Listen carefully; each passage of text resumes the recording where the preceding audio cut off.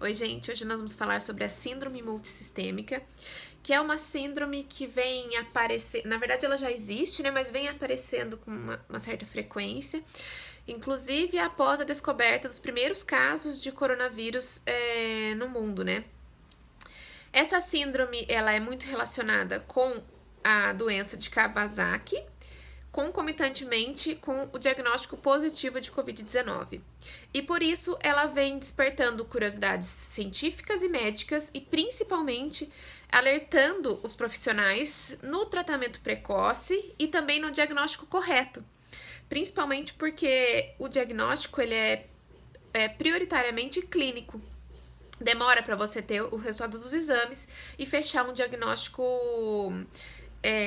laboratorial. Por isso a importância de entender tudo que funciona, entender qual é os sintomas, para que a gente chegue a um diagnóstico clínico e já comece com o tratamento muito rápido, né? Bom, o que é essa síndrome, então, de Kawasaki, né? Ela é basicamente uma vasculite sistêmica. Eu vou ficar aqui sempre me consultando, tá? Sobre no artigo científico que eu estou. Na verdade, também num PDF que a Sociedade de Pediatria Brasileira fez, para eu não perder nenhum dado, tá? Então, por isso eu vou estar sempre olhando aqui e também nas minhas anotações que eu fiz do meu estudo. Bom, então essa síndrome, ela é uma vasculite sistêmica primária, com comprometimento de vasos de médio calibre, principalmente da parte coronariana. Por isso que muitas crianças acabam tendo aneurismas de artérias coronarianas, pode acometer arritmia e até mesmo um infarto agudo do miocárdio. E ela pode acontecer por uma desregulação genética de cada paciente, o que leva um tempo para a gente conseguir descobrir, mas também por algumas infecções que acabam produzindo um choque tóxico. Quando o nosso organismo ele entra em contato com alguns micro-organismos, principalmente se esse micro-organismo ele é muito patogênico, o que significa isso? Quando ele tem um grande potencial em causar doença, o nosso sistema imunológico acaba tendo que produzir um número grande de células inflamatórias de defesa, produzir um número grande também de liberação de citocinas, que são nada mais do que mediadores químicos. Como se, por exemplo, eu fosse limpar uma superfície da minha casa e eu derramasse naquela superfície água sanitária, porque eu preciso fazer ali naquela região uma limpeza mais adequada, por exemplo, quando a gente faz em banheiro, pias. E esse material ele não cai só nas células acometidas por esses micro-organismos, mas também em células saudáveis nossas. E neste caso também células de defesa, né? Então, essas infecções elas podem começar, né, por infecções que a gente chama de estafilocóccicas e streptocóccicas, que são bactérias que estão normalmente no nosso sistema gastrointestinal. Muitas vezes elas acabam entrando no nosso organismo. A porta de entrada é a nossa cavidade oral, e por isso eu vou até falar aqui com vocês a importância do cirurgião dentista nessa hora. E você pode ser contaminado com essas substâncias também levando objetos da sua boca, colocando a sua mão na boca, né? Por isso que às vezes as pessoas falam, que você vai apertar algum botão, vai abrir uma maçaneta que não seja da sua casa, que seja na rua, abra com o cotovelo. E aí, esses dias até um colega me falou, mas Carol, o cotovelo não é mais difícil a gente limpar, né? A gente tem mais... A gente acaba lavando mais a mão do que o resto do corpo, né? Porque o resto do corpo você vai tomar banho 1, 2 vezes por dia. E a mão você tem a possibilidade de lavar várias vezes. O que acontece é que o cotovelo, dificilmente você vai levá-lo até sua boca. Você vai levar até alguma porta de entrada no seu olho ou nariz, ouvido ou na sua parte genitália. Você não leva o cotovelo lá com mais frequência. A mão a gente leva. O tempo todo vocês vão ver, até aqui nessa entrevista, como eu tenho rinite alérgica, eu levo minha mão ao nariz o tempo todo. Então eu tenho que ter uma higienização da minha mão mais efetiva do que uma pessoa que não tenha essas alergias. E também pela minha profissão, eu já tenho esse hábito muito embutido em mim, por eu ser dentista, né? Bom, mas daí voltando a isso, Por que eu falo de a gente sempre tentar abrir com o cotovelo, né? Apertar botão. Eu normalmente pego algum objeto que eu tô na mão, minha chave, alguma coisa. Porque você dificilmente vai levá-lo, o cotovelo, por exemplo, até seu rosto. A porta de entrada dos micro-organismos no nosso corpo, ele é principalmente nos locais onde já há uma abertura. Então, na sua boca, no seu nariz, na sua cavidade ocular, no ouvido, na parte genitália. São áreas do seu organismo em que há uma comunicação direta entre a parte externa e a parte interna. Por isso, a infecção a algum micro-organismo nessas regiões, ela é muito mais intensa e facilitada do que, por exemplo, eu pegar uma infecção na minha mão, por exemplo, na minha pele. A nossa pele, ela é a primeira barreira física do nosso sistema de defesa do seu organismo. Ela é a primeira barreira. Se ela está íntegra, se ela não está machucada, se ela não está ressecada, ela vai te proteger de muitas infecções. Olha eu de novo com a mão na boca, né, no nariz. O que não acontece com a nossa cavidade bucal, que está o tempo inteiro aberta, e assim a gente perceber muitas vezes, você acaba colocando a mão na boca. Além disso, a gente acaba também fazendo consumo de alguns alimentos que possivelmente estão infectados com algum micro-organismo, principalmente, por exemplo, queijos, carnes, proteínas, né, em geral, não só carnes, mas qualquer uma proteína em geral, frango, peixe, as nossas verduras, o leite mesmo, né, que a gente acaba consumindo. Então, esses alimentos são os principais potencializadores de contaminação do nosso sistema gastrointestinal. E esses micro-organismos que estão associados a essa síndrome, em sua grande maioria, a gente se contamina através de alimentos, compartilhamento de objeto. Além disso, quando você tem contato com a saliva de outra pessoa, então você compartilha copo, garfo, ou você tem relação com outra pessoa, por exemplo, você beija na boca de outra pessoa, você também está fazendo um compartilhamento de micro-organismos e com isso você pode estar se contaminando ou contaminando uma outra pessoa com algum desses micro-organismos.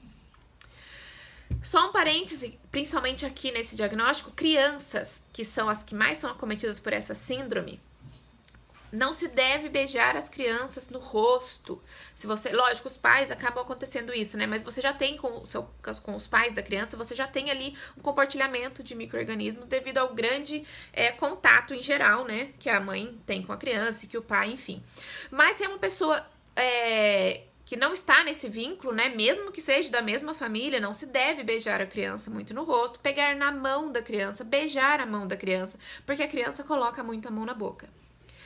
Um outro fato, mesmo que você seja os pais da criança, beijar criança na boca é infinitamente... Eu vou até falar uma palavra aqui que seja até muito forte, mas ela acho que é a melhor colocada. Isso é infinitamente nojento. Além disso, você está lidando totalmente com desrespeito com aquela figura daquele ser que ainda não tem o seu sistema imunológico construído, que está em construção, ou seja, ele ainda é muito imaturo e por isso ele é muito suscetível a qualquer doença. Agora, voltando aqui, né?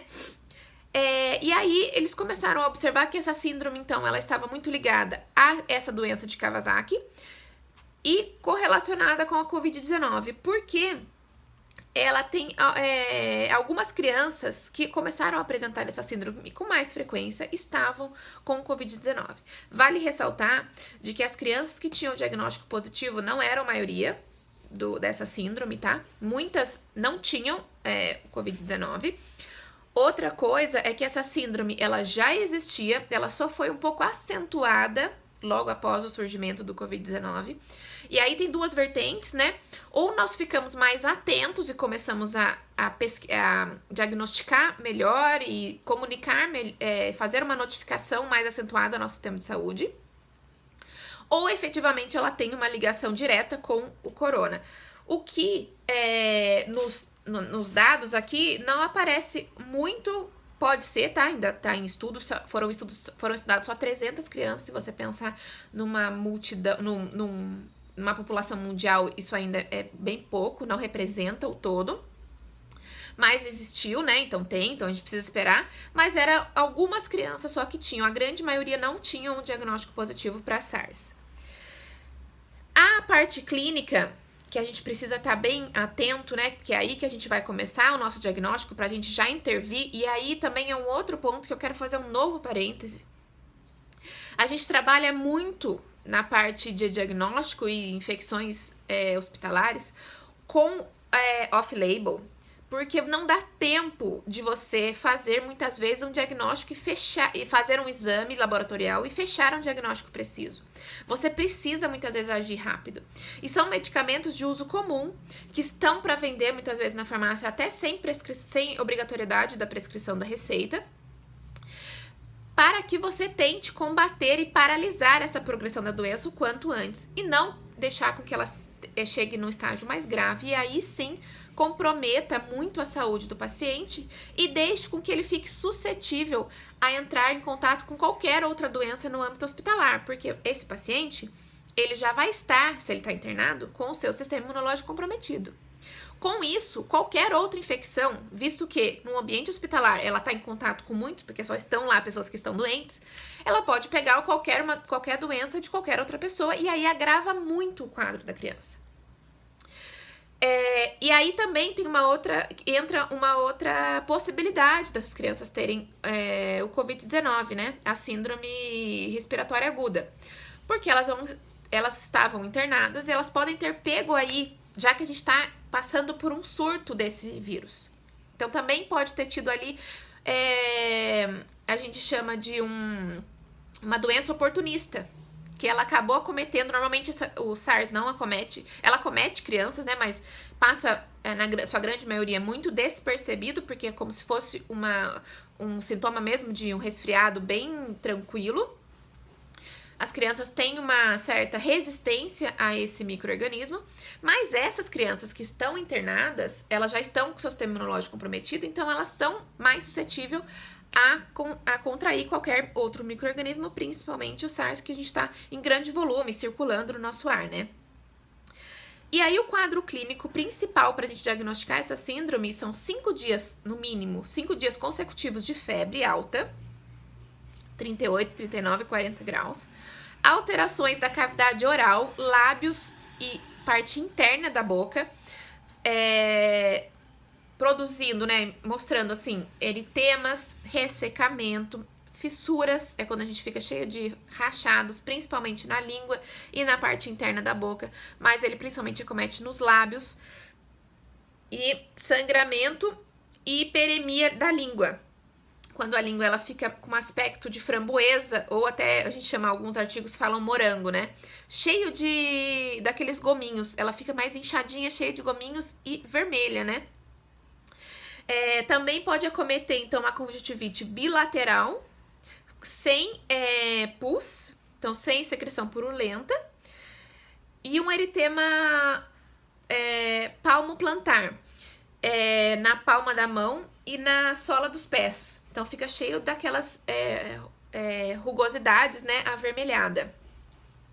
E aí, quando você já se depara, por exemplo, com uma criança com febre há 5 dias, eu já particularmente não esperaria, né? Febre no primeiro dia, você já entra com alguns medicamentos, já começa a tentar. Mas daí você faz alguns exames, vê que, por exemplo, exame de plaquetas, por exemplo, ele sai rápido, né, no hospital, então dá pra você ver que tá diminuindo plaqueta, que você tá tendo mais células inflamatórias, isso é um sinal de que você tem uma inflamação. É uma inflamação muitas vezes causada por algum micro-organismo, então você já entra com alguns medicamentos que podem ser antibióticos para você combater, por exemplo, essas duas bactérias, né, que foi falada aqui nessa residência pediátrica aqui, de onde eu tirei esses dados, de estafilococcus e streptococcus. Então, você pode entrar com antibiótico ali só para você prevenir, caso não tenha, né, para ele não aparecer. Você pode entrar com outras medicações para você ir tentando controlar, já que ela é uma síndrome multissistêmica. O que significa isso? Significa que ela é de um fator, pode ser de um fator genético, provavelmente também de um fator microbiológico, também de um fator como que chama? de liberação de citocinas, né? Quando é o seu próprio organismo ali tentando combater aquela infecção, só que ele começa a ter uma reação exacerbada, então ele acaba destruindo também células suas, então você vai ter uma reação citotóxica, né, do seu organismo. E aí você tem que entrar com um coquetelzinho mesmo de medicamento para você combater todas essas vertentes, né? E aí, concomitantemente, pode aparecer o SARS-CoV-2, que é a síndrome respiratória aguda derivada do Covid-19. Então, essa liberação de citocinas que acontece porque há uma ativação então você pode ter, só pra gente recapitular, então você pode ter uma alteração genética que vai favorecer essa síndrome, você pode ter contaminação com alguns micro-organismos específicos, que estafilococcus, streptococcus, por exemplo, que são bactérias, você pode também ter um diagnóstico positivo para Covid-19, e aí, com tudo isso, o seu organismo começa a produzir uma reação inflamatória exacerbada, fazendo com que há uma ativação descontrolada de células T citotóxicas e, com isso, uma liberação de mediadores maciça, né, de mediadores químicos de células pró-inflamatórias, que são as interleucinas 1, 6, 18, fator de necrose tumoral e interferon gama. Essas células, elas são específicas para combater infecções e também algumas alterações celulares nossas. E aí elas tentam fazer, como a gente diz, uma varredura, uma limpeza ali no seu sistema imunológico para que o seu organismo fique só com células saudáveis e elimine as que não estão saudáveis por alguma infecção viral ou por alguma divisão errada da sua célula ou foi acometida por essa chuva de citocina e acabou sofrendo uma lise celular, que é uma morte celular. Também vai causar, então, com isso, com tudo, um acúmulo de macrófago, né? Porque ele vai tentar fagocitar esses micro-organismos e essas células que já estão doentes. E vai liberar mais citocina para tentar combater esses micro-organismos que muitas vezes podem estar dentro de alguma célula nossa. Então, alguns micro-organismos, principalmente os vírus, eles acabam não ficando muito circulando no seu corpo, assim, soltinho, sem nada. Ele acaba infectando, parasitando uma célula nossa, e aí ele fica ali para fazer com que ela vire como se fosse um zumbi para ele, né? Então ela vai produzir energia para ele, ela vai fazer com que multiplique novas cópias daquele mesmo micro-organismo, ela vai fazer toda a manutenção dele, e aí ele só sai com as suas cópias, né? Ela vai liberando suas cópias, mas logo em seguida para infectar novas células. E aí ele só vai estar solto com muitas cópias soltos pelo seu organismo quando já passou por uma doença, ela já não está mais, ela está num estágio de um pico, assim, quase incontrolável. Quando ele já conseguiu infectar quase todas as células que ele tem afinidade. E por isso, então, ocorre mais liberação de citocina. O primeiro caso dessa síndrome, ela aconteceu, então, numa criança de 6 meses com doença de Kawasaki e o Covid-19 em 7 de abril de 2019 nos Estados Unidos. É uma síndrome, como eu falei para vocês, que ela comete prioritariamente crianças abaixo de 5 anos, com etnia afrodescendente, e esses casos ocorreram após o surgimento, como eu falei para vocês, do SARS-CoV-2. Pois algumas crianças foram positivas para o Covid-19. E aí, como eu falei para vocês, essas manifestações clínicas, elas são primordiais para tanto, e eu acho que esse vídeo tem que ser visto não só para parte da saúde, né, da parte médica, odontológica, mas também, como eu falei para vocês, principalmente odontológica, porque a gente vai estar ali mais visando a boca, né, e as principais características, as manifestações clínicas estão ali na cavidade oral, mas também para os pais e para as mães, para logo perceber alguma coisa diferente na sua criança e levá-la até um hospital e levá-la até um atendimento médico e não ficar esperando para ver se vai ou não ter febre, para ver se essa febre vai ou não ter 15 dias. Eu acho que a gente tem que, e isso na minha profissão, ela é muito fixada de que nós temos que combater as coisas precocemente. Então, por que a gente faz, por exemplo, no caso da minha profissão, uma higiene oral? Por que a gente bate tanto na tecla de que a gente precisa fazer a higiene oral após cada alimentação? Porque você está prevenindo várias doenças. E neste caso, a manifestação clínica e o diagnóstico precoce, ele é extremamente importante para você agir precocemente, né? Aí, após isso, quando você chega lá no hospital, aí já para a parte médica, eles vão fazer vários exames, como provas de atividade inflamatória, proteína C reativa, vão fazer um hemograma completo para saber como que tá as células, as plaquetas, avaliação também da função renal, para ver como que tá toda aquela função de limpeza do seu organismo, né, função hepática, as suas vias biliares, também precisa ver as proteínas totais, albumina, fosfatase alcalina, glicemia e todas aquelas de praxe, né, que a gente acaba pedindo para saber a condição geral do paciente. Aí você também pode fazer exames específicos, um PCR, por exemplo, real time, para você saber se ela tá com algum micro-organismo específico, se está ou não associado, porque daí você já entra com o medicamento apropriado também para esse micro-organismo. Você pode fazer uma homocultura, sorologia, então, como eu falei, né, para algumas infecções, que daí você pode fazer um PCR, né? E assim você pode ir... é muito bom você também avaliar os sintomas respiratórios da pessoa, né, para você não prevenir aí uma falta de ar, né, uma complicação a mais para esse paciente, né, fazendo ultrassonografia de tórax, tomografia de tórax. E aí tudo isso, esses exames complementares vão depender muito do quadro geral do paciente, de como ele está evoluindo no tratamento. O que é fato e que a gente precisa entender é que ainda não tem uma comprovação científica para o envolvimento e o agravamento ou a probabilidade de ter de estar vindo maiores casos dessa síndrome devido ao Covid-19 ainda não tem, mas foi visto que algumas crianças, e isso era sua minoria, estavam com essa síndrome. Mas é muito interessante a gente sempre avaliar, sempre notificar, fazer todos os testes, fazer o diagnóstico clínico precoce, porque é ele que vai dar o maior embasamento para o seu prognóstico, né? Para saber como essa criança vai reagir. A gente tem que entender que para derrubar uma criança, assim, a gente fala derrubar é quando a criança fica mais quietinha, não sei o que. É bom a gente prestar atenção, porque é difícil, né? O que derruba uma criança, ela tem sempre uma energia, e por isso que normalmente essas infecções virais, elas são bem tranquilas para a criança, na sua grande maioria, não que seja isso em todas as pessoas, né? Porque a criança tem como que se diz? Ela tem uma velocidade ali de resposta inflamatória muito maior do que um adulto.